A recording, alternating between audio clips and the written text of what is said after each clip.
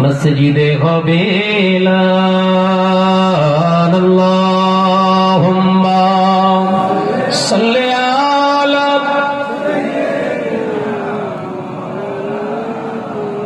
মাশাআল্লাহ আর কি দূরে ওয়ালা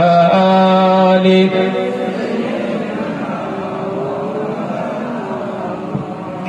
বন্ধু স্বজন আত্মীয় পরিজন পরিয়ে তোমার নতুন কাফন বন্ধু স্বজন আত্মীয় পরিজন পরিয়ে তোমার নতুন কাফন নিয়ে যাবে